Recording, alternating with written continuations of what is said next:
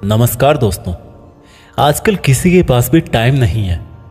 लोग अपने सपनों को बहुत जल्दी पाना चाहते हैं, बहुत जल्दी करोड़पति बनना चाहते हैं, शॉर्टकट से ही सब कुछ सीखना चाहते हैं। लेकिन एक बार अपने आप से पूछो कि अगर आपके सपने इतने बड़े हैं तो क्या आपके इन बड़े सपनों के लिए आपका ज्ञान भी बड़ा होना जरूरी नहीं है? क्या आपके मोटिवेशन का आधार बहुत स्ट्रांग नहीं होना चाहिए? आपने बहुत बार देखा होगा कि जब तक आप कोई मोटिवेशनल वीडियो देखते हो तब तक आप में जोश रहता है, लेकिन जैसे ही काम करना या पढ़ाई करना शुरू करते हो जोश पता नहीं कहाँ गायब हो जाता है। यह वीडियो थोड़ा लंबा है, लेकिन अगर आपने इसमें बताया गया रहस्य जान लिया तो ना तो आपको किसी और मोटिवेशनल वीडियो, किसी ज्ञान की जरूरत पड़ेगी और ना ही ऐसा कोई लक्ष्य होगा जो आज के बाद आप अपनी लाइफ में प्राप्त नहीं कर सको। लेकिन यह कैसे पॉसिबल होगा? इसके लिए आपको शांति से बैठ के आंखें बंद करके इस वीडियो की पूरी बातों को जब तक समझ में ना आ जाए तब तक बार बार सुनकर अपनी थॉट्स में बिठा लेना चाहिए। और अगर आप इस वीडियो को बीच में छोड़ के जाना चाहते हो तो कृपा करके आप इसको अभी स्किप कर दें, क्योंकि अधूरा ज्ञान बिना ज्ञान से भी ज्यादा खतरनाक होता है। और खुद भगवान श्री कृष्ण ने गीता में कहा है कि कभी भी उस इंसान को सेक्रेट ज्ञान जबरदस्ती नहीं देना चाहिए जो उसको लेना नहीं चाहता। तो दोस्तों, एक सवाल का जवाब दीजिए। इस पृथ्वी के सबसे पहले और इस पृथ्वी के ही नहीं बल्कि पूरे ब्रह्मांड के पास्ट, प्रेजेंट और फ्यूचर के सबसे महान मोटिवेशनल स्पीकर का नाम क्या है? जी हां, बांसुरी बजाने वाले भगवान कृष्ण, जिन्होंने आज की तारीख से ना जाने कितने ही युगों पहले महाभारत के युद्ध के मैदान में एक ऐसा ज्ञान दिया था जो आज 21वीं सदी की दुनिया पर, आज के लोगों की लाइफ स्टाइल पर भी एकदम सही बैठता है। और यह जानकर के बड़े बड़े लोग और रिसर्च करने वाले हैरान हो जाते हैं कि ऐसा कैसे हो सकता है।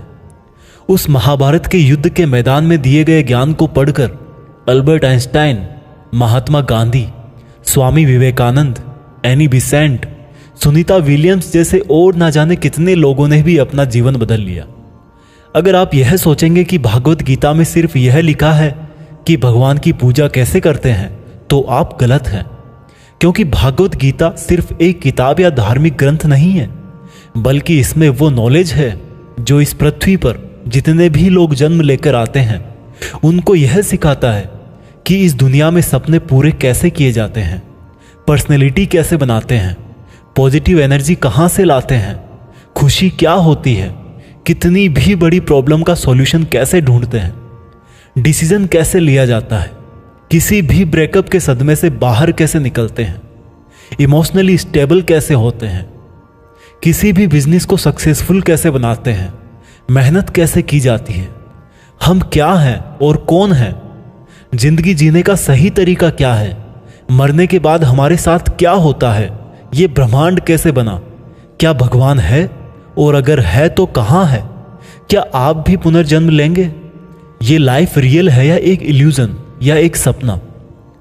दोस्तों, इस भागवत गीता के ज्ञान ने ही एक दुखी और हारे हुए, धनुष नीचे गिरा देने वाले अर्जुन को महाभारत के महान युद्ध का सर्वश्रेष्ठ योद्धा और विजेता बना दिया।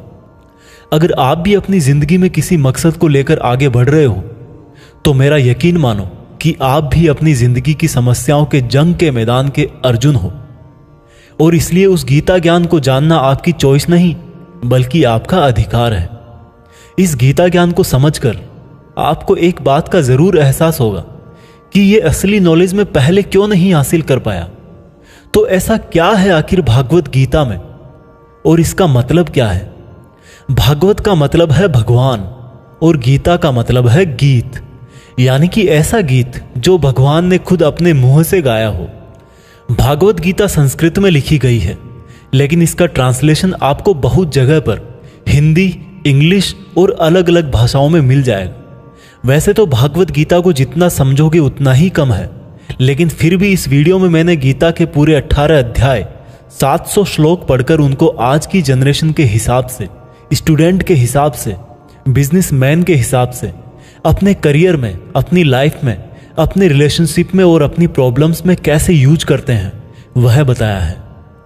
दोस्तों, मैं यहां पर पूरे 18 चैप्टर कवर करूंगा और कोई भी चैप्टर शुरू करने से पहले मैं आपको यह बताऊंगा कि उसमें आप क्या सीखने वाले हो। फिर उस चैप्टर को शॉर्ट में समझाऊंगा और उसके बाद उससे सीखने वाली चीज़ों को डिटेल में समझाऊंगा।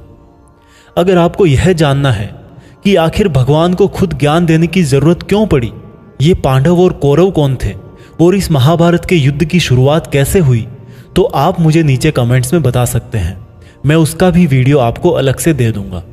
तो चलो अब मैं आपको सीधा ले चलता हूं कुरुक्षेत्र के युद्ध के मैदान में, जहां पर पांडव और कौरव युद्ध करने के लिए आमने सामने खड़े हैं। भागवत गीता अध्याय 1 सेना का निरीक्षण। दोस्तों, गीता के पहले अध्याय से आपको यह सीखने को मिलेगा कि ऐसी कौन सी सबसे पहली चीज है जो आपको लाइफ में आगे बढ़ने से रोकती है। भले ही आप में बहुत नॉलेज हो, आप में बहुत काबिलियत हो, लेकिन उस एक चीज की वजह से आप सही डिसीजन नहीं ले पाते और अपना काम नहीं कर पाते हैं। इसके साथ साथ सपने से हकीकत में इंसान कैसे बदल जाता है वह भी हम जानेंगे। कौरवों में दुर्योधन बहुत खुश हो रहा था। उसके पास बहुत बड़ी सेना थी। भीष्म पितामह थे, गुरु द्रोणाचार्य और गुरु कृपाचार्य जैसे बड़े बड़े योद्धा थे। पांडवों की सेना में अर्जुन, भीम सहित 5 पांडव, भगवान कृष्ण, अभिमन्यु, द्रौपदी के 5 पुत्र आदि थे। अब यह युद्ध पूरी तरह से पारिवारिक युद्ध ही था। पांडवों और कौरवों के लिए गुरु द्रोणाचार्य और कृपाचार्य दोनों एक ही थे। दादा भीष्म भी एक ही थे। साथ ही साथ पांडव और कौरव दोनों खुद भी चचेरे भाई थे, लेकिन हर कोई जीतने के इरादे से आ रखा था। रणभूमि में जब जोर से युद्ध की घोषणा के लिए शंखनाद हुआ तो अर्जुन ने अपने सारथी भगवान कृष्ण से कहा कि हे कृष्ण, मेरे रथ को दोनों सेनाओं के बीच में एक बार ले जाकर के खड़ा कर दो, ताकि मैं ये देख सकूं कि मुझे किनको मारना है। ऐसा सुनकर भगवान कृष्ण ने अर्जुन के रथ को कौरवों की सेना के सामने वहां पर ले जाकर के खड़ा कर दिया, जहां पर कौरवों की सेना में अर्जुन के दादा भीष्म पितामह और गुरु द्रोणाचार्य खड़े थे। और गुरु द्रोणाचार्य ने ही अर्जुन को तीर चलाना भी सिखाया था। अर्जुन ने युद्ध के मैदान में जिधर भी देखा वहां दोनों तरफ ही सिर्फ परिवार वाले नजर आ रहे थे। यह देखकर अर्जुन बहुत दुखी हो गए और कृष्ण से बोले, यहां तो हर कोई मेरा सगा संबंधी ही है, मैं अपने ही लोगों को युद्ध में नहीं मार सकता। मुझे इस राज्य के लिए तो क्या, अगर कोई तीनों लोक भी दे तो भी मैं ऐसा युद्ध नहीं करूंगा जिसमें मुझे अपनों को ही मारना पड़े। इस तरह से अर्जुन पूरे दुखी होकर और खुद को कोसते हुए अपने धनुष को छोड़कर रथ में वापस जाकर बैठ गए। दोस्तों, गीता के इस फर्स्ट चैप्टर से हमें यह सीखने को मिलता है कि वास्तविकता सोच से अलग होती है। हमें नहीं पता होता है कि जब हम कोई काम करने का इरादा लेकर जा रहे होते हैं तो वहां पर क्या हो सकता है। जब हम किसी बुरी चीज का सामना करते हैं तो हम संयम खो बैठते हैं और घबरा जाते हैं, और घबरा जाने के बाद हम हमारा ही असली रूप भूल जाते हैं। भले ही अर्जुन युद्ध कला में मास्टर थे और भले ही वो युद्ध करने के लिए मैदान में धनुष उठाकर चले आए, लेकिन युद्ध सिर्फ हथियारों के चलाना जानने से नहीं होता। उसके लिए इरादे भी चाहिए होते हैं, इमोशनल स्टेबिलिटी चाहिए होती है। मैदान में आकर अर्जुन को अपनी ड्यूटी से ज्यादा फैमिली और गुरुओं से मोह हो गया और उससे फिर वो दुखी हो गए। वो युद्ध करने का डिसीजन नहीं ले पाए। इससे यह भी सीखने को मिलता है कि जिंदगी में हमें हमारा कर्म करने से सबसे पहले रोकने वाला कोई होता है तो वो है हमारा मोह, यानी कि अटैचमेंट। आप सुबह जल्दी उठ सकते हो, लेकिन आपको नींद और आलस्य का मोह होता है। अर्जुन एक क्षत्रिय थे और युद्ध करना ही उनका काम था, और वो युद्ध करने में बहुत अच्छी तरह से ट्रेंड भी थे, लेकिन वो अटैचमेंट में आकर अपना कर्म भूल गए। इसलिए अगर लाइफ में आपको चुनौतियों से लड़ना है तो आपको अपने अटैचमेंट को सेक्रीफाइस करना आना चाहिए। दोस्तों, इसको आप इस तरह से भी समझ सकते हो। मान लो आप किसी से बहुत प्रेम करते हो, लेकिन वह मनुष्य आपकी प्रेम की कदर नहीं करता। ऐसे में आपको उसका प्रेम पाने का मोह नहीं होना चाहिए, क्योंकि अटैचमेंट किसी भी तरह का हो, जब तक वो है आप अपनी लाइफ के अर्जुन नहीं बन पाओगे। भागवत गीता अध्याय 2 गीता का सार। दोस्तों, गीता के दूसरे अध्याय से हमें इमोशनल स्टेबिलिटी, आत्मा, मृत्यु, पुनर्जन्म, डिसीजन मेकिंग के बारे में सीखने को मिलता है, और गुस्से का सबसे बड़ा रीजन और उसका सॉल्यूशन क्या है, कैसे आप किसी भी कंडीशन में खुश रह सकते हो, और मेहनत कैसे करते हैं, यह भी आपको सीखने को मिलेगा। जब अर्जुन ने युद्ध करने से मना कर दिया तब सारथी श्री कृष्ण ने अर्जुन से कहा कि अर्जुन, ये तुम्हें अचानक से क्या हो गया? जिस तरह की कमजोर बातें तुम बोल रहे हो वो तुम जैसे महान योद्धा के मुंह से बिल्कुल अच्छी नहीं लगती। इसलिए अपने इस मन की कमजोरी को छोड़कर युद्ध के लिए वापस खड़े हो जा।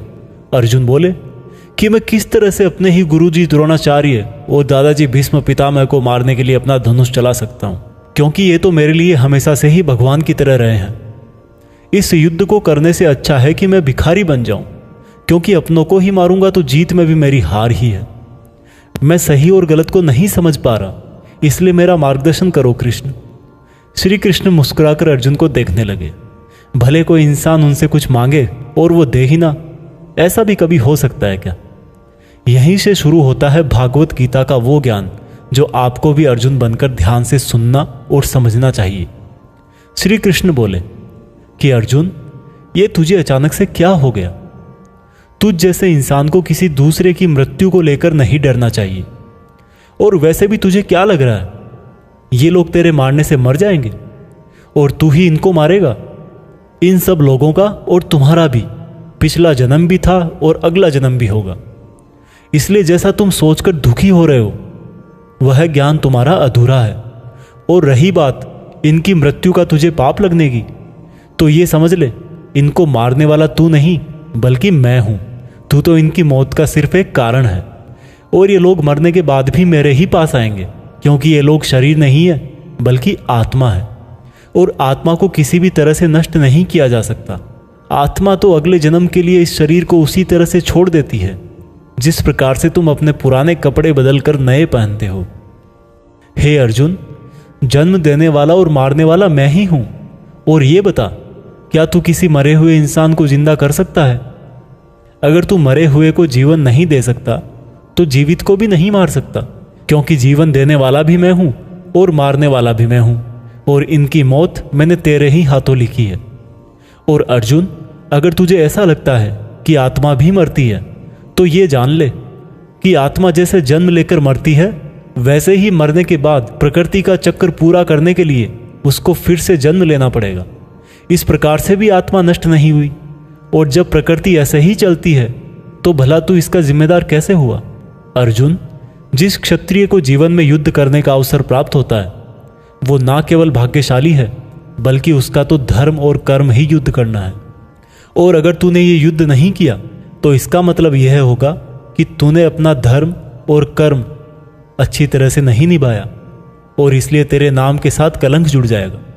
और तेरे जैसे अर्जुन के लिए तो कलंक उसकी मौत से भी बड़ा है। जो लोग तुझे बहुत सम्मान दिया करते थे वही लोग तेरी बहुत बुराइयां करेंगे, तेरी वीरता पर सवाल उठाएंगे।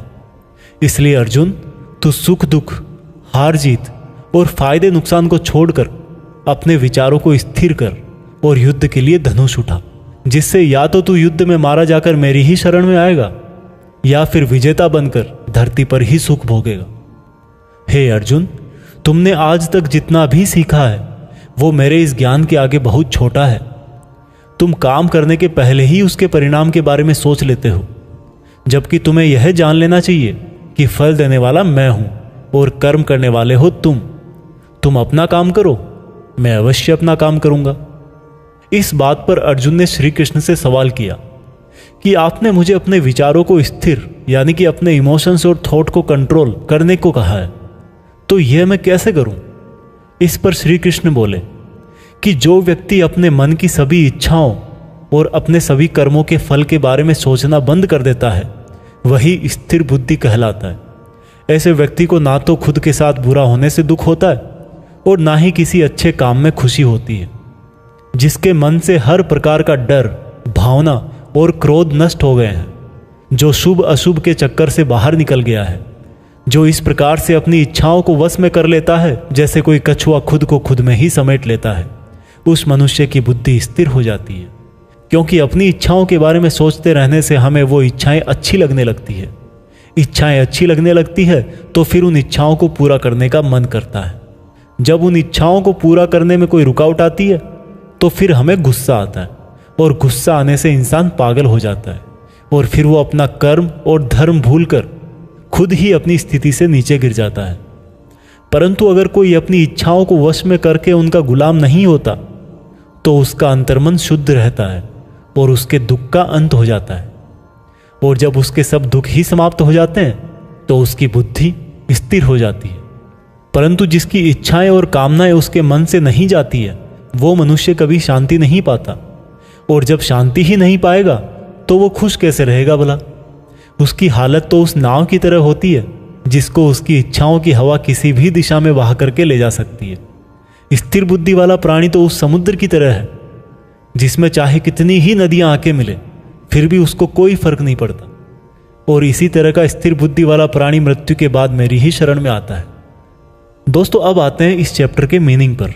आप में से बहुत सारे लोग होंगे जो अपने प्रियजनों को खो देते हैं, और आज तक आप लोगों में से जिसने भी अपने प्रियजन को मृत्यु के द्वारा इस संसार से नहीं खोया है, उसको भी यह जान लेना चाहिए कि उनकी जिंदगी में भी उनके किसी सबसे प्रिय, यहां तक कि खुद की भी मौत एक दिन जरूर होगी। लेकिन इससे उदास होने की कोई बात नहीं है, क्योंकि खुद भगवान ने ही कहा है कि हम अपने जन्म से पहले भी इस दुनिया में नहीं थे और मौत के बाद भी नहीं रहेंगे, लेकिन उस समय हम किसी न किसी रूप में इस ब्रह्मांड में जरूर रहेंगे। और इसलिए हमें मौत से नहीं डरना चाहिए, क्योंकि या तो हमारा पुनर्जन्म होगा या फिर हम परमात्मा में हमेशा के लिए मिल जाएंगे। और जब सब लोग आखिर में एक ही जगह मिल जाएंगे तो फिर क्या भावुक होना। और यही प्रकृति का नियम भी है। और हम कोई शरीर नहीं है जो हमें डरने की जरूरत है। हम आत्मा है और उसी का अंश है जिसको हम भगवान कहते हैं। और अगर हमें बनाने वाला भगवान है तो फिर हमें उससे ही मिलने का प्रयत्न करना चाहिए। ये दुनिया तो मात्र उस ईश्वर का एक मायाजाल है। अब दोस्तों, अर्जुन डिसीजन नहीं ले पा रहे थे। जब भी हम कोई डिसीजन लेते हैं तो एक तरफ हमारा अटैचमेंट होता है और दूसरी तरफ वो होता है जो हमें करना चाहिए। और इसी मोह के चक्कर में हम वो नहीं कर पाते जो हमारा रियल काम होता है और जो हमें लाइफ में सफलता के रास्ते पर आगे ले जाता है। उदाहरण के लिए, अगर आपको घर से दूर पढ़ाई करने के लिए या सपने पूरे करने के लिए घर से दूर जाना पड़ रहा है तो आपको अपने परिवार का मोह छोड़ना पड़ेगा। इसी तरह से आपको हर डिसीजन में यह देखना है कि आपकी लाइफ में मोह कौन कौन से हैं और आपके कर्तव्य के लिए ज़रूरी क्या है। इसके बाद बात करते हैं कि हमारी प्रॉब्लम्स का सबसे बड़ा कारण क्या है और उनका सबसे बड़ा सॉल्यूशन भी क्या है। दोस्तों, हमारे दुखों का सबसे बड़ा कारण है हमारा अपनी इच्छाओं के बारे में सोचना। जब हम अपनी इच्छाओं के बारे में सोचते हैं तो समय बीतने के बाद हम उनको पूरा करने की भी कोशिश करते हैं, और जब वो कोशिशें नाकाम हो जाती है तो हमारे अंदर गुस्सा पैदा हो जाता है। और गुस्सा ऐसी चीज़ है जिसको अगर किसी ने शरीर छोड़ने के पहले नहीं छोड़ा तो कभी आप अपने जीते जी खुश नहीं रह पाओगे। आप हमेशा अपने आप को समस्याओं से घिरा हुआ ही पाओगे, क्योंकि ये दुनिया तो सिर्फ आपका ही रिफ्लेक्शन है। अब आप यह भी बोलोगे कि अगर ज़िंदगी में कोई इच्छा ही नहीं रखेंगे तो सक्सेस कैसे हासिल होगी, नाम कैसे कमाएंगे। तो दोस्तों, इसके बारे में भगवान कृष्ण ने कहा है कि सबसे पहले आप अपने कर्म को पहचानिए, यानी कि आपके लिए ऐसा क्या करना ज़रूरी है जो आपको अपना लक्ष्य प्राप्त करवाएगा।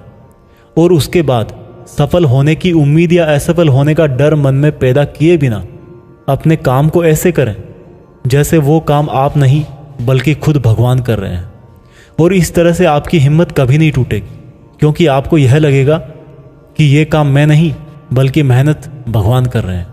और इस तरह से आपकी हिम्मत कभी नहीं टूटेगी, क्योंकि आपको यह लगेगा ही नहीं कि आप मेहनत कर रहे हो।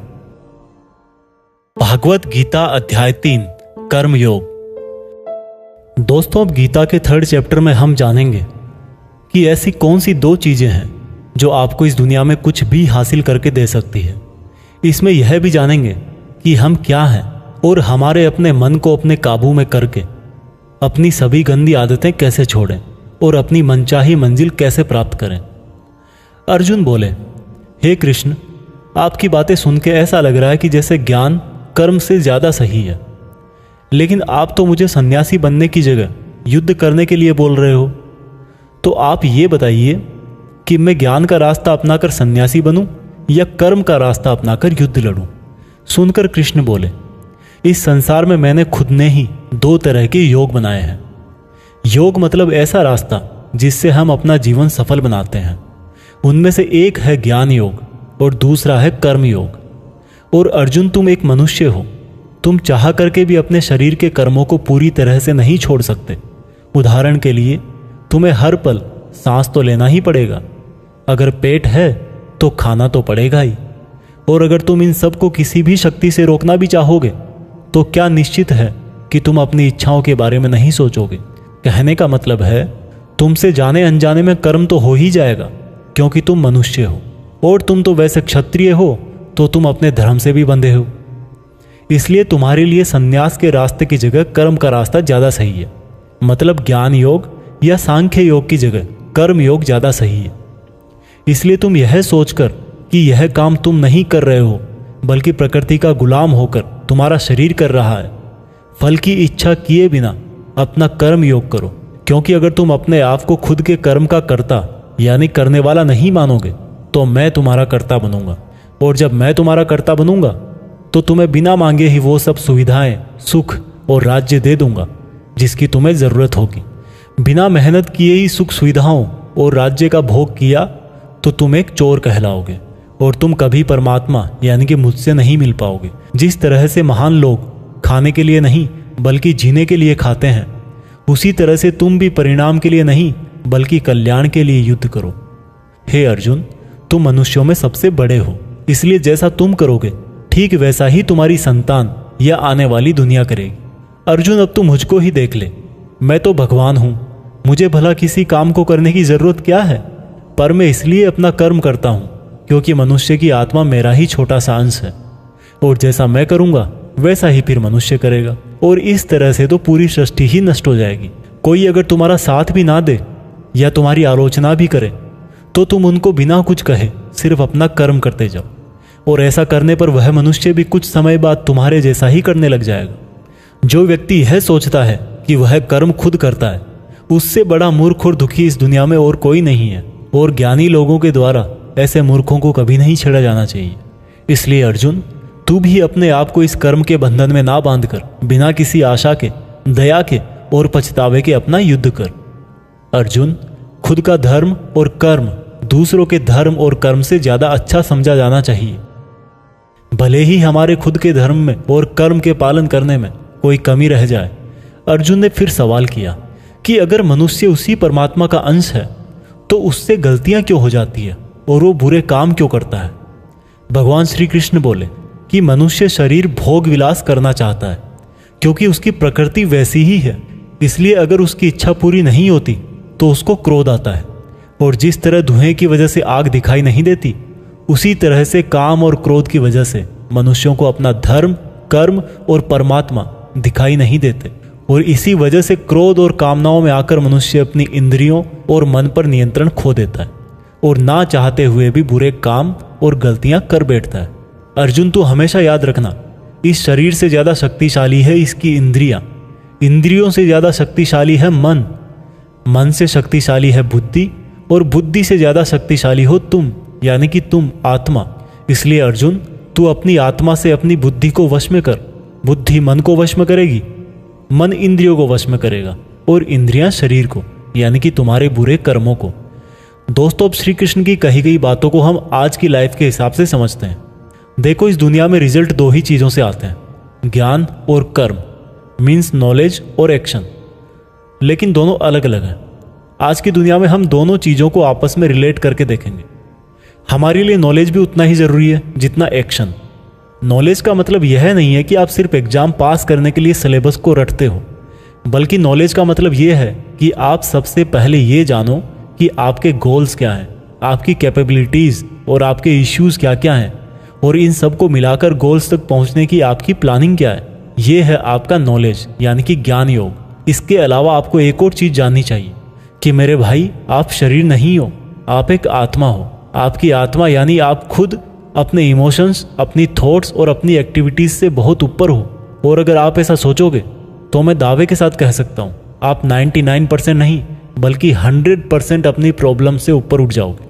इसके बाद इस चैप्टर में दूसरा रास्ता बताया गया है कर्म योग, यानी कि आपके शरीर के एक्शंस। एक्शंस के लिए भगवान ने यह बोला है कि हमें कभी यह नहीं सोचना चाहिए कि काम हम कर रहे हैं, और जब हम ये सोचेंगे कि काम नहीं कर रहे तब इसके दो फायदे होंगे। एक तो ये कि आप अपनी मेहनत के रिजल्ट को लेकर टेंशन में नहीं रहोगे, और दूसरा ये कि आप इमोशनली स्टेबल होकर अपनी बेस्ट मेहनत कर पाओगे। इसके साथ साथ आपको कभी भी अपने बुरे या अच्छे रिजल्ट को खुद पर लेकर दुख नहीं करना चाहिए, क्योंकि श्री कृष्ण की बातों के अनुसार मनुष्य को सिर्फ कर्म करने का अधिकार दिया हुआ है। इसके अलावा आप अपनी किसी भी बुरी आदत से कैसे छुटकारा पाएं, इसको बहुत ही आसान शब्दों में बताया गया है कि आप अपने आप को उस परमात्मा का ही छोटा सा रूप यानी कि आत्मा समझो, और आत्मा के ध्यान से अपने ब्रेन को और ब्रेन से अपने मन को काबू में करोगे, और इसके बाद में आपका मन अपने आप आपके सभी फिजिकल सेंसेस यानी कि इंद्रियों को काबू में कर लेगा।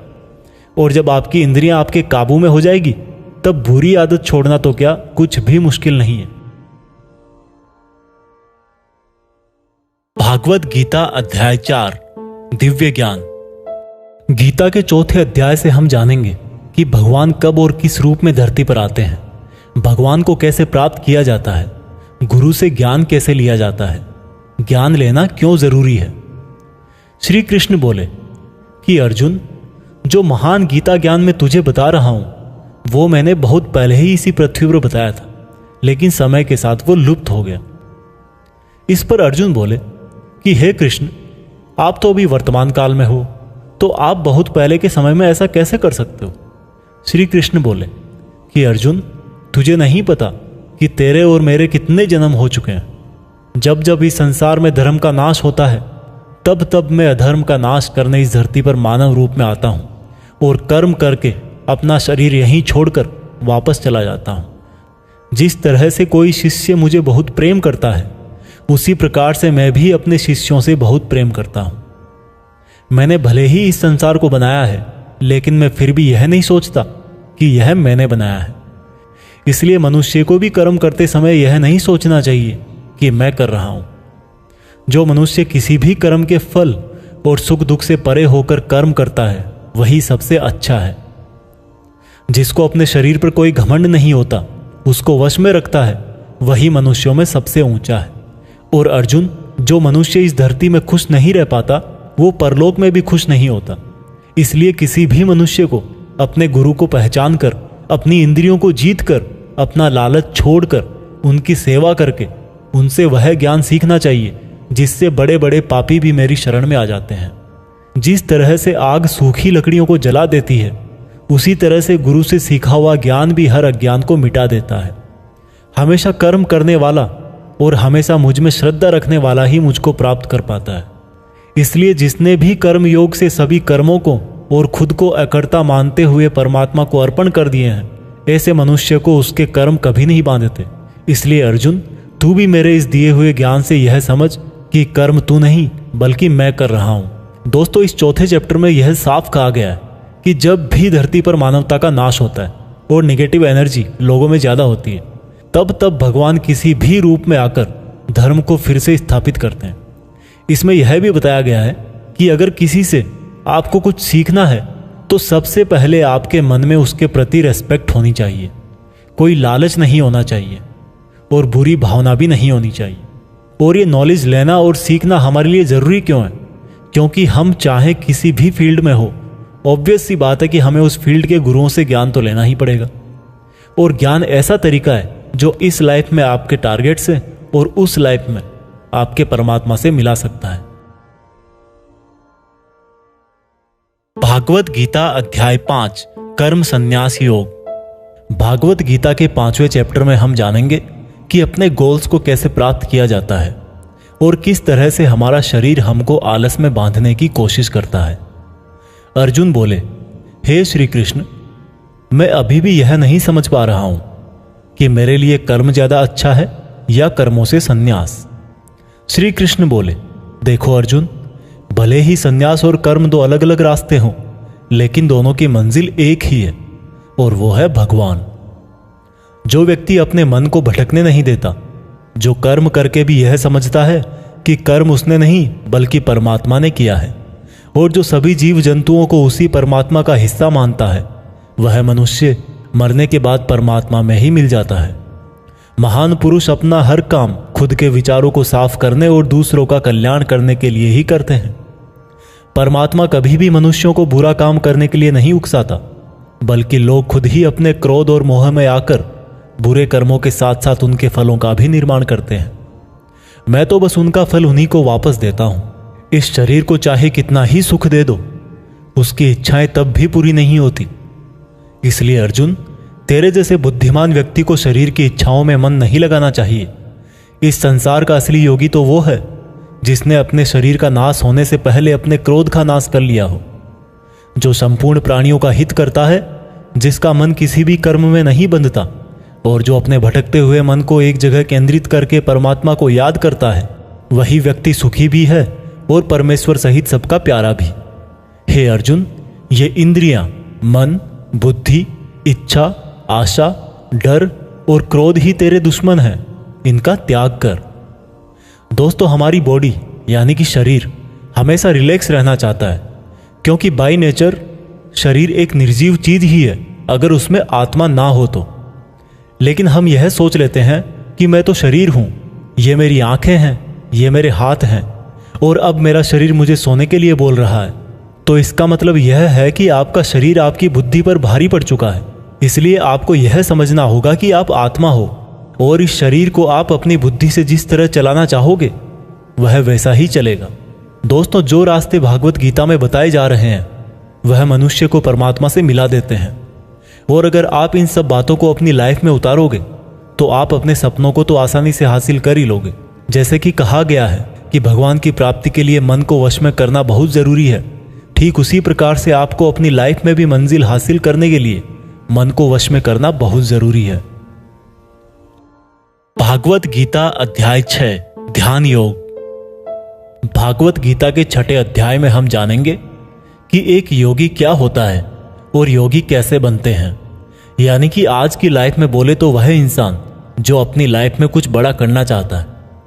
इसके साथ साथ हम यह भी जानेंगे कि क्या होगा अगर आपने इस जीवन में बहुत मेहनत करी लेकिन फिर भी आपकी डेथ होने से पहले आपका सपना पूरा नहीं हुआ। श्री कृष्ण बोले, केवल अपने सांसारिक कर्मों को त्यागने वाला ही योगी नहीं होता, बल्कि जो व्यक्ति करने योग्य सब काम को करता हुआ उनके फल का लालच नहीं करता वही असली योगी कहलाता है। जो व्यक्ति अपने मन को जीत लेता है तो उसके लिए इस संसार में और कुछ भी जीतना जरूरी नहीं होता, और जिसका मन इधर उधर भटकता रहता है उसके लिए इस संसार में कुछ भी पाना आसान नहीं होता, क्योंकि हमारा गुलाम मन हमारा मित्र होता है और अगर हम उसके गुलाम बन जाते हैं तो वो हमारा सबसे बड़ा शत्रु बन जाता है। जो व्यक्ति अपने मन के और संसार के किसी भी विचार, वासना या वस्तु से मोहित नहीं होता और जो मित्र, दुश्मन, महात्मा, पापी, जीव जंतु आदि के प्रति समान दया भाव रखता है, वही योगी की असली निशानी होती है अर्जुन। और जब इस तरह का योगी भाव आने लगे तो बिना किसी आशा के, बिना किसी भय के अपने मन को मित्र बनाकर मेरा ध्यान करना चाहिए। ऐसा योगी नींद और भोजन भी उतना ही करता है जितना आवश्यक हो। ऐसा योगी उसी तरह से अपने वचन पर स्थिर रहता है जैसे पूरी तरह रुकी हुई हवा में दीपक की लौ होती है। जब जब भी उसका मन भटके तब तब उसको उस इच्छा को वश में करके फिर से मन को केंद्रित करना चाहिए। और जब योगी इस संपूर्ण ध्यान की अवस्था में आ जाता है तो बड़े से बड़ा दुख भी उसको उसके स्थान से नीचे नहीं गिरा सकता। अर्जुन ने कहा, मगर हे कृष्ण, यह मन बहुत ही चंचल और हठीला है। इसको एक जगह पर रोकना हवा को एक जगह पर रोकने की तरह बहुत मुश्किल है। श्री कृष्ण बोले, हाँ, यह सत्य है कि मन को वश में करना बहुत कठिन है, लेकिन यह भी जान लो कि बार बार योगाभ्यास और आत्मविश्वास से असंभव को संभव बनाया जा सकता है। अर्जुन ने फिर पूछा कि हे कृष्ण, अगर कोई योगी इस तरह से ध्यान केंद्रित करके योग करे, लेकिन अगर अंतिम समय में किसी कारणवश उसका मन भागने लगे तो क्या उसकी पूरी मेहनत शून्य हो जाएगी? श्री कृष्ण बोले, नहीं अर्जुन, निरंतर परमात्मा की तरफ बढ़ना हर आत्मा का अधिकार है। अगर किसी कारणवश वह योगी आत्मा योग की राह से विचलित भी हो जाती है तो भी उसको योग भ्रष्ट पुण्य पुरुषों के लोक में कई वर्ष सुख और आनंद मिल जाता है, और वहां पर वह ध्यान भ्रष्ट योगी भी सुख में समय बिताकर फिर से किसी पुण्यात्मा के परिवार में जन्म ले लेता है। और इस तरह से उस आत्मा की यात्रा वहीं से शुरू हो जाती है जहां पर उसने पिछले जन्म में समाप्त करी थी, और इस प्रकार से उसे एक नया रूप, नया जीवन परमात्मा से मिलन के प्रयत्न के लिए फिर से मिल जाता है। अर्थात उसका पिछले जीवन में किया गया योग बेकार नहीं जाता, लेकिन लगातार प्रयत्न करने वाला योगी इसी जन्म में अपने जीवन चक्र से मुक्त होकर परमात्मा में विलीन हो जाता है। एक योगी तपस्वियों और विद्वानों से भी श्रेष्ठ है। इसलिए अर्जुन, तू भी योगी बन, क्योंकि जो योगियों में भी परम होता है वह मेरा भी परम प्रिय होता है। दोस्तों, हर वो इंसान जिसकी आंखों में कुछ बड़ा करने का सपना है, उसको अर्जुन की तरह ही एक योगी बनना चाहिए। योगी वो इंसान है जो पूरी तरह से इमोशनली बैलेंस्ड है, न्यूट्रल है, जो दूसरों की बातें माइंड नहीं करता और हमेशा अपने टारगेट को पूरा करने के लिए मेहनत करता है। लेकिन दोस्तों, जिंदगी का किसको पता, भगवान ना करे कि ऐसा हो कि कोई इंसान उसके सपने पूरे होने से पहले ही मर जाए, तो उसकी तो मेहनत किसी काम की ना रही और सपने सपने ही रह गए। पर एक बहुत ही सीक्रेट बात भगवान कृष्ण ने इस अध्याय में यह बताई है कि अगर आप मेहनत कर रहे हो और आपने बहुत एक्सपीरियंस गेन कर लिया है, बहुत नॉलेज हासिल कर लिया है, लेकिन फिर भी आपको मंजिल नहीं मिली और किसी रीजन की वजह से, परमात्मा ना करे ऐसा हो, पर आपकी डेथ हो जाए या सपने के लिए मेहनत करते करते बूढ़े होकर मर जाओ, तो इस केस में चाहे आपको जीते जी फल मिले या ना मिले, मरने के बाद में आपको स्वर्ग में अपने कर्मों के अनुसार पूरा सुख मिलेगा। और जब आपके अच्छे कर्मों का बैलेंस खत्म हो जाएगा तो आप फिर से धरती पर जन्म लेकर आओगे और बाय नेचर आप ऐसे माहौल या घर में जन्म लोगे जिसमें आपको पिछले जन्म के ज्ञान वाला लेवल नेचुरली ही मिल जाएगा और आपको उसके आगे की मेहनत करने के लिए फिर से एक पूरी नई जिंदगी मिल जाएगी। ऐसा मैं नहीं, स्वयं कृष्ण ने योगी के बारे में बताते हुए इस गीता के 6 चैप्टर के श्लोक नंबर 37 से लेकर श्लोक नंबर 45 तक यही बात कही है और यह भी कहा है कि ये उनके लिए एप्लीकेबल है जो सच में बहुत बहुत मेहनत करते हैं। यह भागवत गीता सार आप YouTube के जीत फिक्स चैनल पर सुन रहे हैं। भागवत गीता अध्याय 7 भगवान का ज्ञान।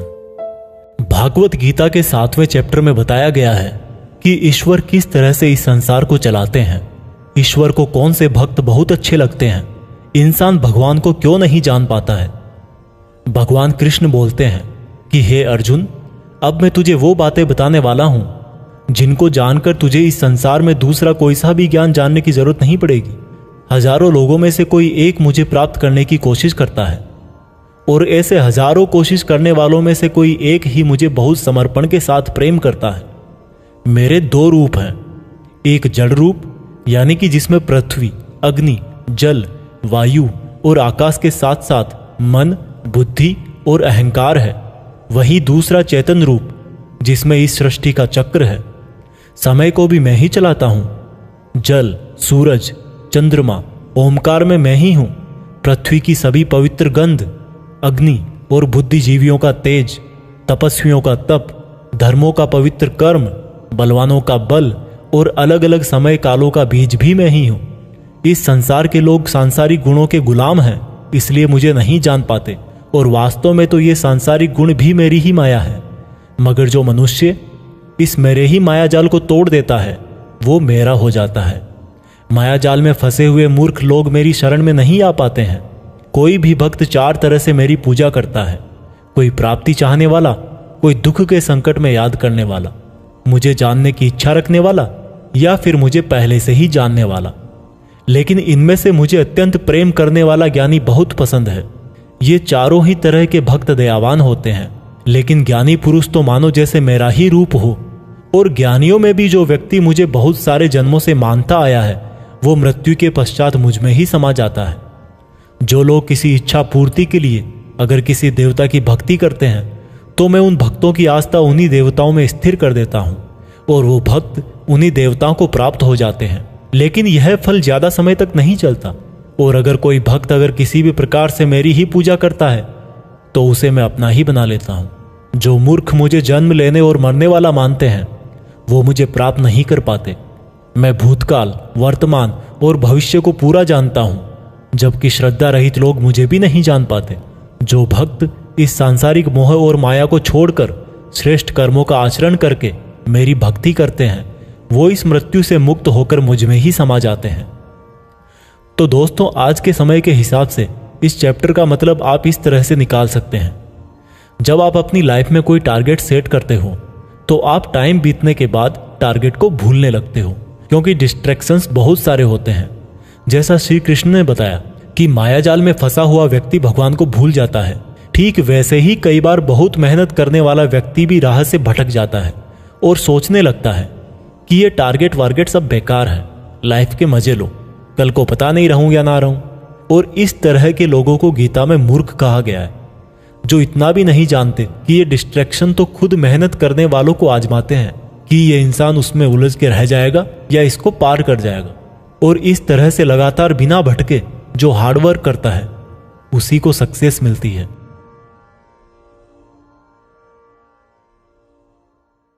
भागवत गीता अध्याय 8 भगवान की प्राप्ति। भागवत गीता के 8वें चैप्टर में आप जानेंगे कि भगवान क्या है और उनको कैसे प्राप्त किया जा सकता है, देवता कौन है, ये संसार कैसे चलता है और क्यों हमें आज से ही हार्ड वर्क में लगना चाहिए। अर्जुन बोले, हे कृष्ण, ये परम ब्रह्म क्या है, आध्यात्म क्या है, कर्म क्या है, ये संसार क्या है और ये देवता कौन है, इस संसार का फैसला कौन करता है और कोई योगी आपको कैसे पहचानता है। श्री कृष्ण बोले, ब्रह्म परम अक्षर है, आध्यात्म जीवों का स्वरूप है, कर्म भूतकाल का एक ऐसा त्याग है जिससे वर्तमान में परिणाम उत्पन्न होते हैं, हमेशा उत्पन्न और अंत होने वाले का नाम संसार है। जिनको शास्त्रों में परम पुरुष बताया गया है वही देवता है। इस संसार का फैसला करने वाला मैं ही हूं। और जो भी पुरुष अपने अंतकाल में जिस जिस भाव को याद करता हुआ और अपने ध्यान को भ्रकुटी में केंद्रित करके शरीर छोड़ता है तो वह उसी भाव को प्राप्त होता है। इसलिए मेरा स्मरण करने वाले सदैव मेरे पास ही आते हैं। इसलिए अर्जुन, तू भी मुझ में ही ध्यान रख के युद्ध कर, जिससे कि तू मुझे ही प्राप्त होगा। जो लोग हमेशा मुझे याद करते हैं वह बहुत आसानी से मेरे पास आ जाते हैं, और जो मेरे पास आ जाता है उसके दुख और मृत्यु चक्र समाप्त हो जाते हैं।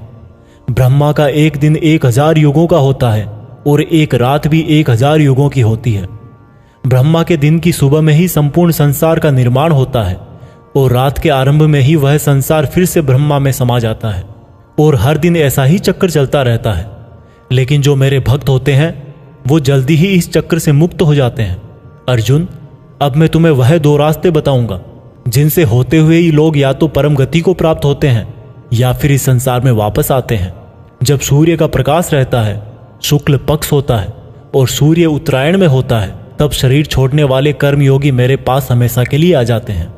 जब रात्रि होती है, कृष्ण पक्ष होता है और सूर्य दक्षिणायन में होता है, उस वक्त पर कर्मयोगी शरीर त्याग कर परलोक में बहुत समय तक तरह तरह के आनंद सुख भोग करके वापस जन्म लेते हैं। केवल एक योगी ही इस रहस्य को जानकर सब कर्मों के फलों का मोह छोड़कर परम ब्रह्म को प्राप्त होता है। दोस्तों, इस चैप्टर का आप आजकल की लाइफ के लिए इस तरह से मीनिंग निकाल सकते हो, कोई भी वो मंजिल जिस पर आप हमेशा के लिए अपना नाम दुनिया के सामने लिखना चाहते हो, उसके लिए आपको बहुत हार्ड वर्क करना पड़ेगा। क्योंकि जैसा श्री कृष्ण ने बताया कि ये संसार का चक्र बहुत बड़ा है और लोग आते रहते हैं और लोग जाते रहते हैं। लेकिन जिन लोगों को अपनी लाइफ में कुछ ऐसा करना है जिसकी वजह से उनका नाम हमेशा के लिए दुनिया में हो जाए, उन लोगों को ज्ञान योगी और कर्मयोगी बनना पड़ेगा।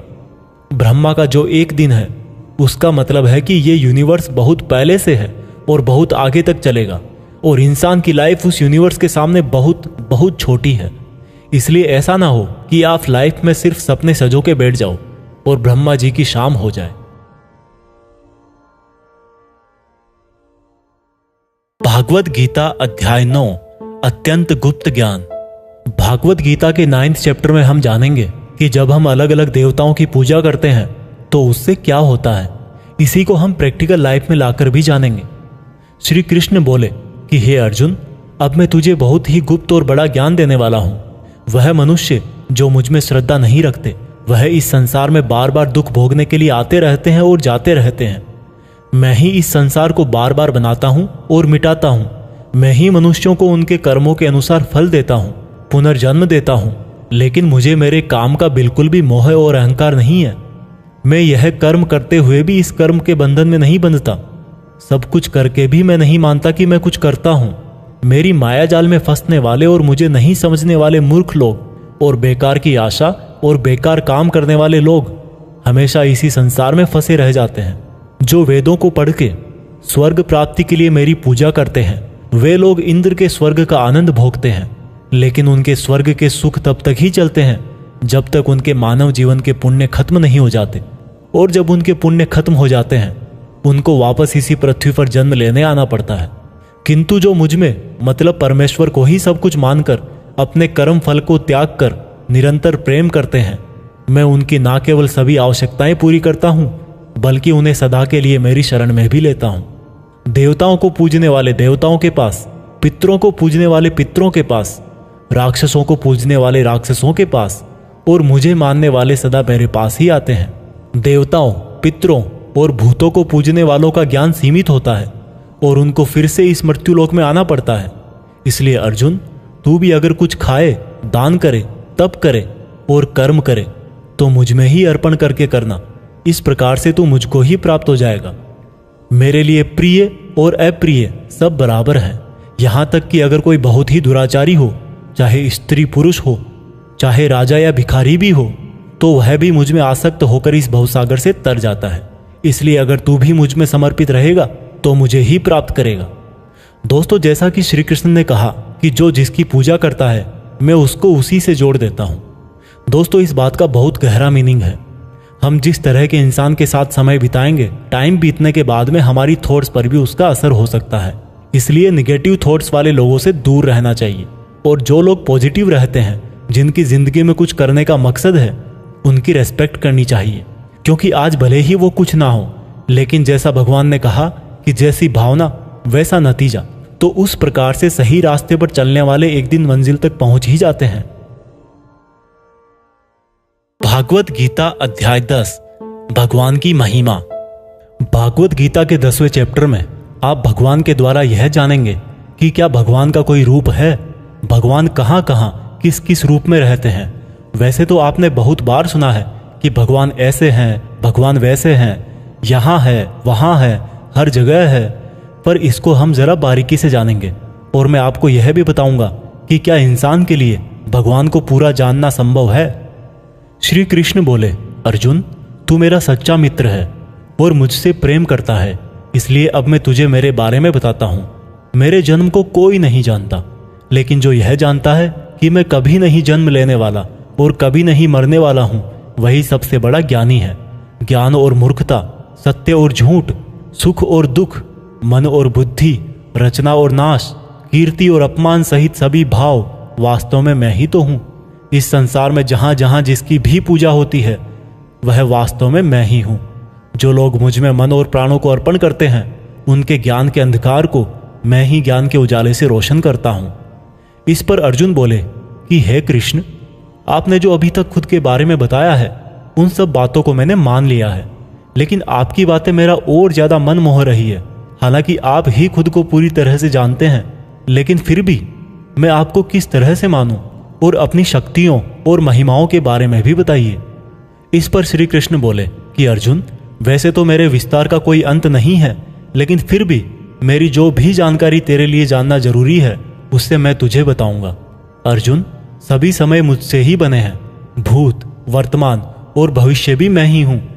मैं ही विष्णु, सूर्य और चंद्रमा हूं।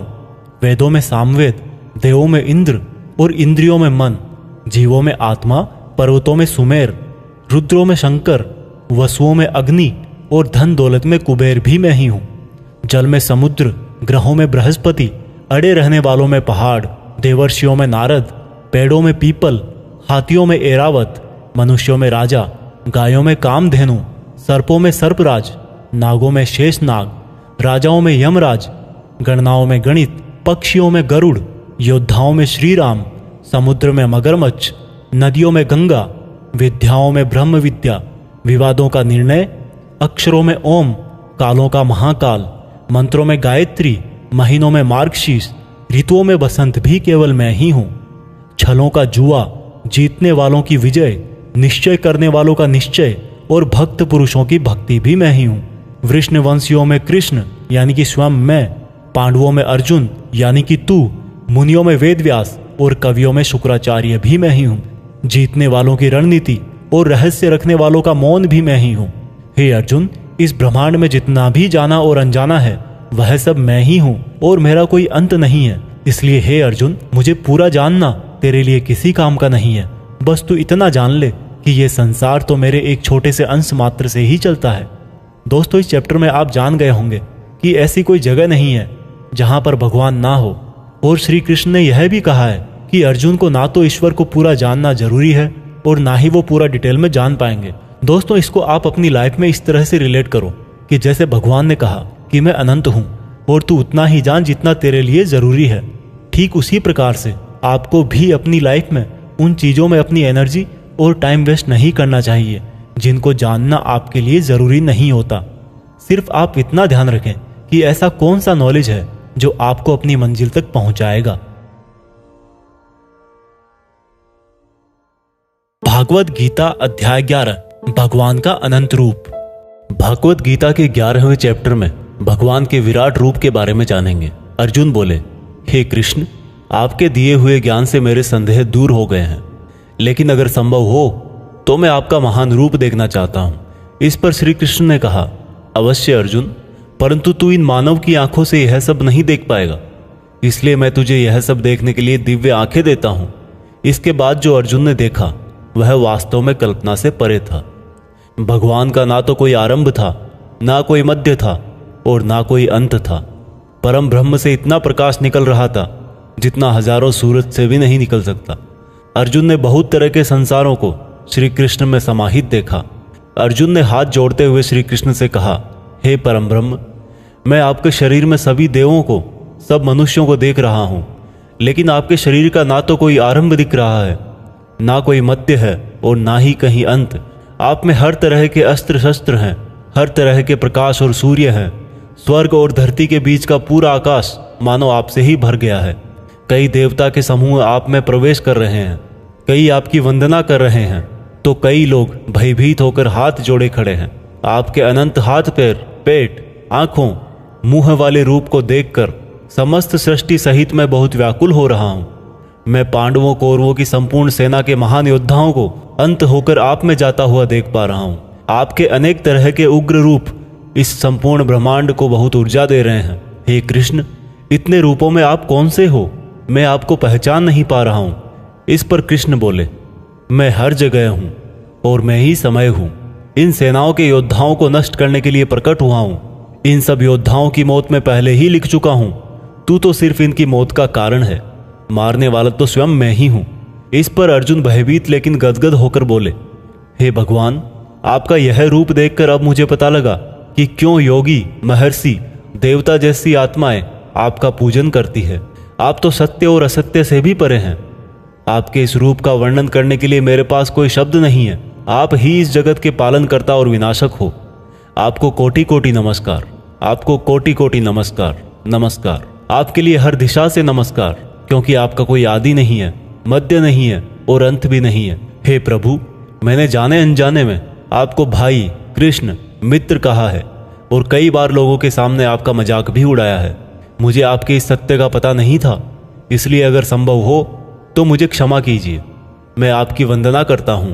पिता जैसे पुत्र को और सखा जैसे सखा को क्षमा कर देता है, वैसे ही आप भी मुझे क्षमा करें। आपके इस रूप को देखकर मैं खुश भी हो रहा हूँ और भयभीत भी हूँ, इसलिए अब कृपा करके आप अपना प्रसिद्ध चतुर्भुज विष्णु रूप दिखाइए। मैं आपको मुकुट, चक्र और गदा के साथ देखना चाहता हूँ। इस पर श्री कृष्ण बोले कि अर्जुन, मैंने तेरे आग्रह पे वह रूप दिखाया है जिसको आज तक कोई मनुष्य नहीं देख पाया है और ना ही देख पाएगा। मेरे इस रूप और अनंत आकार को देखकर तू व्याकुल भी ना हो और पागल भी ना हो, और अब तेरी इच्छा अनुसार तू मेरा चतुर्भुजी रूप भी देख। इस प्रकार से श्री भगवान ने अपना चतुर्भुजी रूप दिखाकर अर्जुन का साहस बंधाया और अनंत रूप से उत्पन्न हुई व्याकुलता भी दूर करी। इस पर अर्जुन बोले कि हे कृष्ण, अब मैं आपके इस रूप को देखकर फिर से शांत हो गया हूँ। कृष्ण बोले, अर्जुन, जो चतुर्भुजी रूप तुमने अभी देखा है वो बड़ा ही दुर्लभ है और इसको देखने के लिए देवता भी तरसते हैं। यह चतुर्भुजी रूप किसी भी यज्ञ, दान, तप और वेद से देखा जा सकता है, परंतु अर्जुन, जो तेरी तरह मेरा परम भक्त है, कर्तव्य परायण है, वासना और बैर रहित है, वह अंत में मुझे ही प्राप्त होता है। इसलिए मैंने यह रूप तुझे दिखाया है। दोस्तों, गीता के इस अध्याय से आप आज के टाइम में यह सीख सकते हो कि अगर हम अपनी मेहनत के रास्ते पर सही हैं तो कई बार हमें अपनी सफलता को पाकर विश्वास नहीं होता। हमें पता ही नहीं लगता कि हमने इतनी मेहनत कर ली, और जब सफलता आती है तब भी लगता है कि ये तो बहुत बड़ी है, मैंने इतनी मेहनत तो की ही नहीं थी। और दोस्तों यही महान लोगों का एक गुण भी है, वो मेहनत करते हैं लेकिन उनको यह भी आभास नहीं रहता कि वो कितनी मेहनत कर रहे हैं। यह उनके बड़प्पन को दिखाता है। भागवत गीता अध्याय 12 भक्ति योग। दोस्तों गीता के 12वें चैप्टर में हम जानेंगे कि अपने गोल्स पर कैसे अडिग रहें, एक स्टूडेंट को क्या करना चाहिए। अर्जुन ने कहा कि हे भगवान, आपको क्या मानकर पूजना ज्यादा अच्छा है, रूप या फिर निराकार। श्री कृष्ण ने कहा, जो भक्त मन को एकाग्र करके श्रद्धा से युक्त होकर मुझ सगुण रूप परमेश्वर को भजते हैं, वह मुझे योगियों में श्रेष्ठ लगते हैं। परंतु जो भक्त अपनी इंद्रियों को वश में करके मन बुद्धि से परे मेरे अविनाशी रूप पर ध्यान लगाते हैं, वह मुझे ही प्राप्त होते हैं। जो भक्त अपने कर्मों को मुझ में अर्पण करके मेरा चिंतन करते हैं, वो भी मुझे ही प्राप्त होते हैं।